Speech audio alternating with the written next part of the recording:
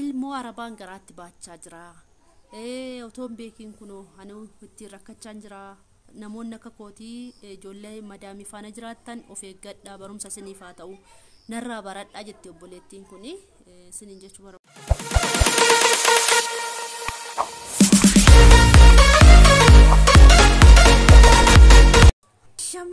Ashamaa harka fuunee kabajamtoota daawwattoota Leensaa Mul'unaa faamilii jirtuu nagaa keessanii nuti nagaa keenya galata waaqayyoo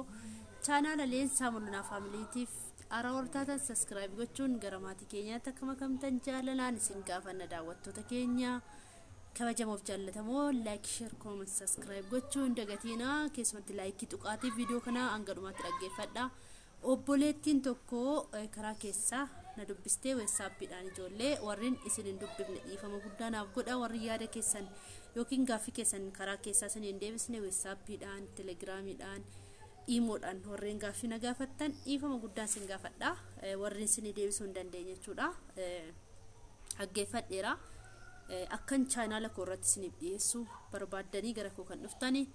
eeggadhaa jechuudha. Dhiifama wajjiniini biizii ta'eetanii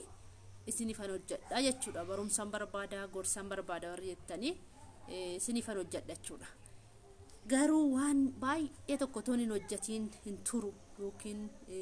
aanuma keessa jiru keessa dhaabbadhee keessummaan qabaa keessummaa koo baay'ee tokko kan nama hedduudha jechuudha. Hojiini qophii wayitan qaba jechuudha. Kana keessatti dhaabbadhee kana bira hin darbu nan hojjedha jedhee jedduudhaan hojjechuu kanan dhufe obboleetti tokkotu jira jechuudha. Biyya Saawudii keessan jiraadha. Ilma madaamii faana waliigaltee qabna. Otoo waliigaltee qabnu otoo waliin haasofne yookiin immoo otoo wajjin jiraannu ji'a 8 guunneerra wajjin jiraanna ilma madaamiitii dhokatee dhufaa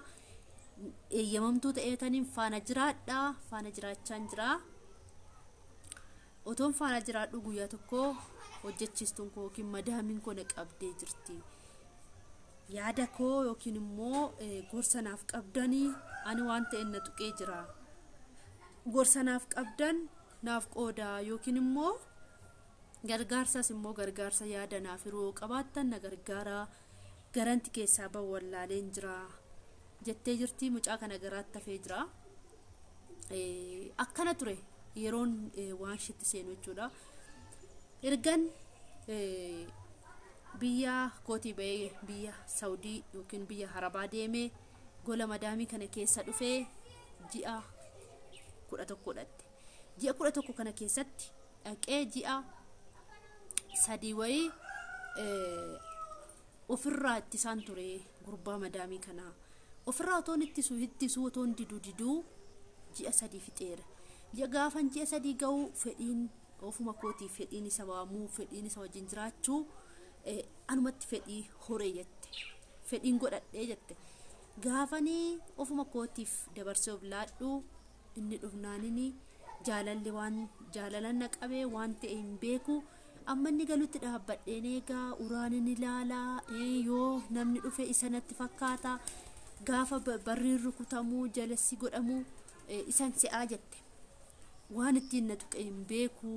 Biyya kootii gaafan ba'u ani dhiiras hin beeku maas hin beeku an daa'imaa garuu amala hin taaneen horadhee jira hamma jettee jirti obboleettiin kuni. Isa kana keessatti immoo kana bichaan iyyuu miti kan dhaabbate Leensaatti. Garaattuu naafeera ji'a 8 muluu faana jiraadheen amma ergan dhufee ji'a 3 ergan dhaqee ji'a 3 taa'eetanii ji'a 3 sana didaatan ture. Gurbaan balagee isinitti fakkaanne waan humna jaalate natti fakkaate. Maatii kootii birrii baay'ee ergee fi isaan shawwadamee jaalalli keessa kootti horame fedhiinis keessa kootti uumame jette jechuudha obboleettiin kuni. Baay'ee waan hin jaalladhe isinitti fakkaata. Gurbaan na jaalachuu isaa baatu fedhii isaa bichaadhaaf isaa ta'u fedhii foon isaatti raawwachuu bichaaf isaa ta'u maallaqa gara 5,000 wayii akka biyya Saawudiitti maatii kootiif ergee maatiin koo rakkatan jennaani kanarraan kan ka'ee ishi jechuuf hin eegalee jette. Ishi jedheefis immoo gara ji'a 8 faana jiraadheen gaaf tokko madaamiin keenya barri umbantee ollutti seente otoo isa wajjin hin jirru kutaa koo dhufee kutaa koo irratti otoo wajjin hin jirru madaamin natti seentee nutti ol seentee anaan na kakkabaltee shinti beetii na galchitee guyyaa lama natti cuftee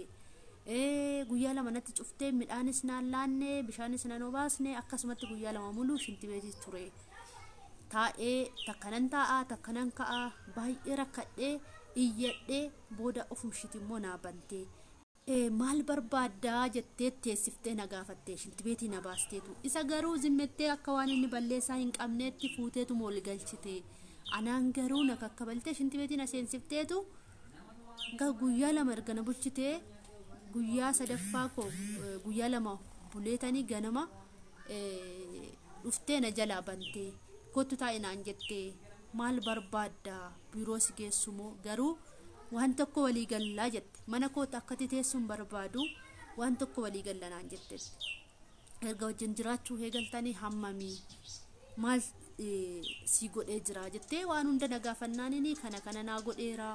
baay'ee ji'a 3 didaan ture na rakkisee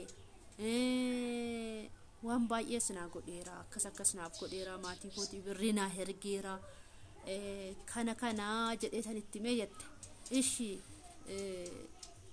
amma maal akkasii godhu barbaadda biiroo si geessumoo mana koo akkati teessuun barbaadu mucaan koo barumsaanis barataadhaa jettee barataadhaa garuu immoo waggaa 18 olii waggaa 21 wayii ta'a mucaanii jette mucaan koo barumsaan dadhabaa ta'eera hamma isa duriirraa layyatti jedhee jira maalin tuqxee naan jettee natti kaatee jaba baasteetti naannomaatti hin tunnee ofumsaatiif na barbaade jedheetanii dubbadhee jette achiin maal barbaaddaree biyyatti si deebisumoo biiroo si geessumoo maanninna maatiin koo maatii dadhaboon qaba maatii koo gargaaruun bahee nan galchiin jedhee luka jalatti kufee kadhadhee achiin biiroo na geessite garuu waan irratti walii gallu otoo biiroo sin geessi waan irratti walii gallu qabnaa jetteetu waadaa na galchiisteetti maanni yennaan dhaxxee biiroodhaan akkas ta'ee tam dhufee ilma madaami faanan akkas ta'ee kan jenneeni waadaa naa galii jettee waadaa naa galtee birrii sumayyuu kan ji'a tokko naa kennitee na caadhumattee geessitee biiroo na geessitee achitti nagattee bilbila gurbaanan beekaa bilookii na godhaniiru garuu ana garaatti na afee jira waanan godhu wallaalee amma biiroonis immoo narraan beeksifnee ture hojii na galchee achi ji'a 3 hojjadheen bahee ji'a 5 ta'e ulfichi gaafan immoo ji'a 3 hojjadhee eenyu ta'uu olla deddeebisiisaa ture na dhukkubaa ture dhofkachaan hojjechaa tureetti dhofkachaatan hojjechaa ture isa booda otoon dhofkadhee hojjadhu uma dadhabnaanini biiroo na geessaa jedheeni garallixu dhabeeni biiroo gaaf na geessanu ammas biirooni oma rakkoo konaan barre ga'anis ni manne ammas immoo hojii na galchee guyyaa lama hojjadheetan ammas dadhabee nan baduun murteeffadhe amma yeroo sana jechuudha baduun murteeffadhee ka'eetanin badee akkuma ijoollee keenya akka tasaa akka carraa ta'e ijoollee keenya oromiffa dubbatu daandii umatti itti dhufee akkasitti hin jirannaan nutis bannee hojjannaa kottu ani na fuudhanii galanii ijoollee biran jira ijoollee faanan jiraachaa jira nyaanni akkasii dhugaatiin akkasii baay'ee rakkoo keessan jira mee gorsa maalla gorsitu maalla gargaartu jettee saawudii keessa jirtu obboleettiin kun jechuudha ulfishii gara ji'a 6tti siqaa jira kana obboloota kiyya mee maal gorsitu sammuu ishii waan tuquun gorsiin adaraa keessaniin siniin jechuu barbaadaa yoogaa namni dogoggoruu waan hin oolleedha dogoggora sanarraa immoo barumsa argatan barata jechuudha akka nama mana barumsaa galeeti dogoggoreera dogoggora koo kana amaneera garuu maalla gorsitu maalla gargaaruu barbaaddu namoonni natti saawudii jirtanis yoo na gargaaruu fedhii qabaattanii na gargaara siniin jettee jirti obboleettiin kun ani kan hin gorsu obsiiti yoo namni akka ulfataate si beeku si hojjechiisuu barbaadu dhiisuun ni mala ani beeku waan kadhannaam kadhadhu akkuma amantii keetiitti hojii amma deessitu waan si hojjechiisan natti fakkaatu abashootuma yookiin ijoollee Oromoo ijoollee Itoophiyaatti xagaa itti siqiitii isaanuma si gargaaranii ijoolleen keenya gara laafeeyyiidha siin jedha kana booda garuu barumsa siifaa ta'uu siin jedha obboleettii koo ani kan si gochuu danda'u kadhannaa mansii godha akka amantii kootti yaa waaqayyo ta'e yaadadhu lubbuu shoomaan godhiin ilmoo shinagaa ta'u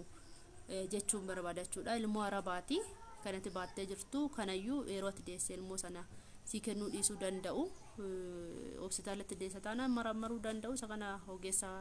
fayyaatiin mari'achuu dandeessa.